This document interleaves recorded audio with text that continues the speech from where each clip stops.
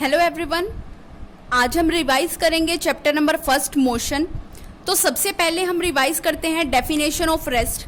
तो देखो, रेस्ट क्या होता है कि अगर कोई ऑब्जेक्ट अपनी पोजीशन को चेंज नहीं कर पा रहा है, उसी पोजीशन पर है, तो उस स्टेट को हम क्या बोलेंगे? रेस्ट बोलेंगे। तो देखो, a body is said to be at rest if it does not change its position with respect to time and surrounding. जैसे आप देखते हो कि आपने एक टेबल के ऊपर बुक को रख दिया।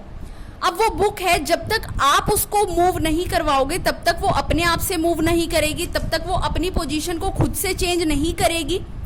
इट मीन्स वो ऑब्जेक्ट जो है वो रेस्ट में है, वो अपनी पोजीशन को चेंज नहीं कर पा रहा है सराउंडिंग के रिस्पेक्ट में और टाइम के रिस्पेक्ट में। मीन्स कितना भी टाइम बीतता जाए वो अपनी पोजीशन को चेंज नहीं कर पा रही है।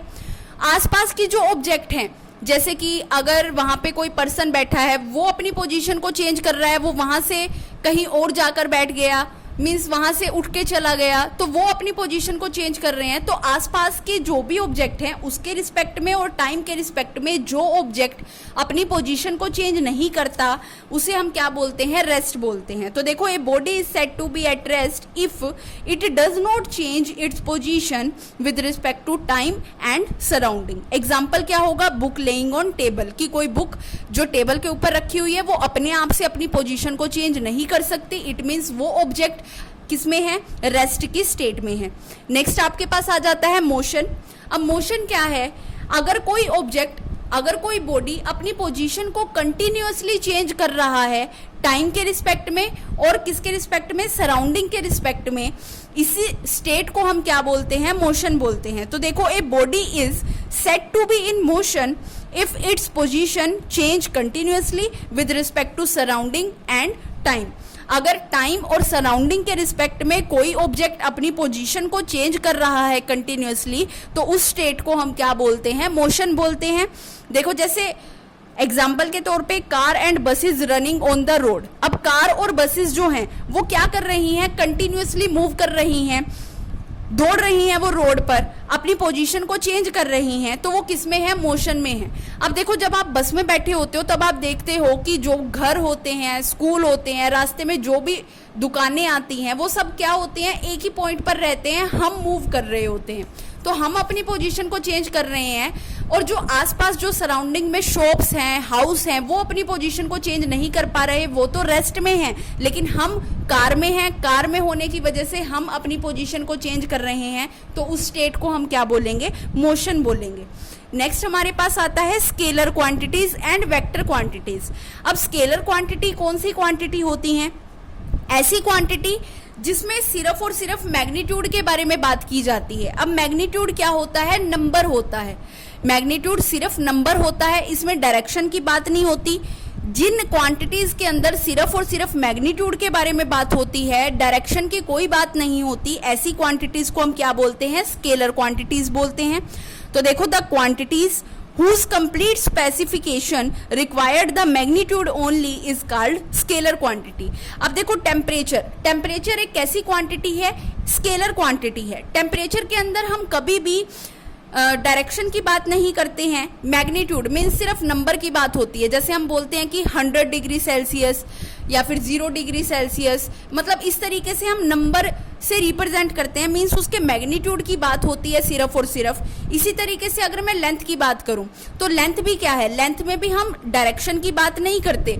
हम क्या करते हैं? जैसे मान लो आपने एक लाइन लगाई, स्केल के साथ उसको मेजर किया, तो आप क्या बोलोगे? ये कितने सेंटीमीटर की लाइन है? मान लो 10 सेंटीमीटर की लाइन है, 15 सेंटीमीटर की लाइन है, तो वो सिर्फ नंबर को बताती है, सिर्फ और सिर्फ मैग्नीट्यूड को बताती है। लेंथ जो है वो भी एक कैसी क्वांटिटी है? स्केलर क्वांटिटी है।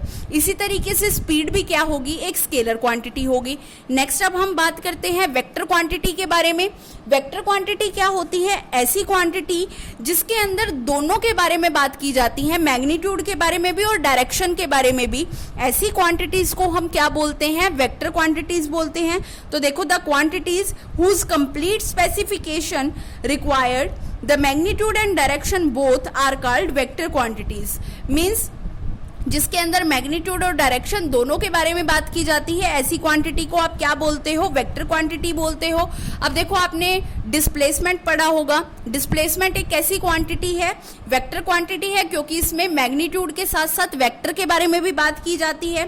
फोर्स एक कैसी क्वांटिटी है? वेक्टर क्वांटिटी है। वेलोसिटी एक कैसी क्वांटिटी है? वेक्टर क्वांटिटी है। अब देखो मैं एक एग्जांपल के थ्रू आपको बताती हूँ। अब देखो ये जो पेन है, इसकी कैप को अगर हमने रिमूव करना है, अगर इसकी कैप को हमें पेन से अलग करना है तो हमें फोर्स लगाना पड़ेगा।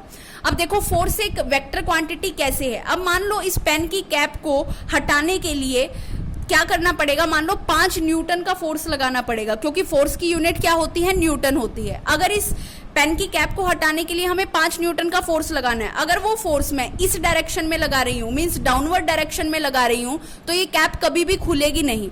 और जब भी ये फोर्स मैं अपवर्ड डायरेक्शन में लगाती हूँ तो देखो ये कैप पेन से अलग हो गई। इट मीन्स फोर्स की एक डायरेक्शन होती है कि हमें किस डायरेक्शन में फोर्स लगाना है। तो जो फोर्स है वो एक कैसी क्वांटिटी है? अब देखो इस पेन की कैप को रिमूव करने के लिए हमें कितने न्यूटन फोर्स चाहिए था? 5 न्यूटन फोर्स चाहिए था। तो इसका मैग्नीट्यूड कितना हो गया? 5। और किस डायरेक्शन में फोर्स लगाना पड़ रहा था? हमें अपवर्ड डायरेक्शन में फोर्स लगाना पड़ रहा था, देखो, और तब ये कैप इस पेन से रिमूव हुई। तो देखो फोर्स एक कैसी क्वांटिटी हुई? वेक्टर क्वांटिटी, क्योंकि इसमें हमने मैग्नीट्यूड की बात भी की और डायरेक्शन की बात भी की कि किस डायरेक्शन में फोर्स लगेगा तब ये कैप इस पेन से अलग होगी। तो फोर्स एक कैसी क्वांटिटी हो गई है? Vector quantity. अभी देखो आज हमने क्या क्या पढ़ा। एक तो रेस्ट। रेस्ट क्या होता है? ऐसे बॉडी जो अपनी पोजीशन को चेंज ना कर रही हो टाइम के रिस्पेक्ट में और सराउंडिंग के रिस्पेक्ट में, उसे हम क्या बोलते हैं? ऐसी स्टेट को हम बोलते हैं रेस्ट। एग्जाम्पल क्या होगा इसका? Book laying on A table. अगर एक बुक को आपने टेबल पर रख दिया तो वो अपने आप से अपनी पोजीशन को चेंज नहीं कर सकती, तो इसे हम क्या बोलेंगे? रेस्ट बोलेंगे इस स्टेट को। नेक्स्ट हमारे पास आता है मोशन। मोशन क्या होता है कि अगर कोई बॉडी कंटिन्यूअसली मूव कर रही है, अपनी पोजीशन को चेंज कर रही है सराउंडिंग के रिस्पेक्ट में और टाइम के रिस्पेक्ट में, तो ऐसी स्टेट को हम क्या बोलते हैं? मोशन बोलते हैं। जैसे car and buses running on the road. Car और बसेस जो हैं वो रोड पर रन कर रही हैं, अपनी पोजीशन को चेंज कर रही हैं, तो इसको हम क्या बोलेंगे? मोशन बोलेंगे। नेक्स्ट हमारे पास था स्केलर क्वांटिटी। स्केलर क्वांटिटीज क्या होता है? ऐसी क्वांटिटी जिसके अंदर सिर्फ और सिर्फ मैग्नीट्यूड की बात की जाती है। मैग्नीट्यूड क्या होता है? नंबर होता है। एग्जाम्पल क्या होगा? टेम्परेचर। टेम्परेचर में हम बोलते हैं 0 डिग्री सेल्सियस, 45 डिग्री सेल्सियस। तो देखो इसमें 45, 0 ये क्या है? नंबर है। मीन्स यहाँ पर सिर्फ और सिर्फ मैग्नीट्यूड की बात हुई, डायरेक्शन की बात नहीं होती है। इसी तरीके से लेंथ। लेंथ क्या है? लेंथ भी एक स्केलर क्वांटिटी है। लेंथ को भी आप डायरेक्शन की कोई बात नहीं होती, सिर्फ मैग्नीट्यूड होता है। जैसे आप बोलोगे 10 सेंटीमीटर लंबी लाइन है, आपने कोई लाइन ड्रॉ की और उसको मेजर किया स्केल के साथ, तो आप बोलोगे कि 10 सेंटीमीटर लॉन्ग है या फिर 15 सेंटीमीटर लॉन्ग है। तो यहाँ पर 10 और 15 किसको रिप्रेजेंट कर रहे हैं? मैग्नीट्यूड को रिप्रेजेंट कर रहे हैं। इट मीन्स लेंथ भी क्या हो गई? एक स्केलर क्वांटिटी। स्पीड भी क्या होती है? एक स्केलर क्वांटिटी होती है। इसी तरीके से नेक्स्ट हमारे पास आ जाता है वेक्टर क्वांटिटी। वेक्टर क्वांटिटी क्या होती है? ऐसी क्वांटिटी जिसके अंदर मैग्नीट्यूड और डायरेक्शन दोनों के बारे में बात की जाती है। ऐसी क्वांटिटीज को हम बोलते हैं वेक्टर क्वांटिटीज। अब देखो जैसे कि फोर्स एक वेक्टर क्वांटिटी है, डिस्प्लेसमेंट एक वेक्टर क्वांटिटी है, वेलोसिटी एक वेक्टर क्वांटिटी है।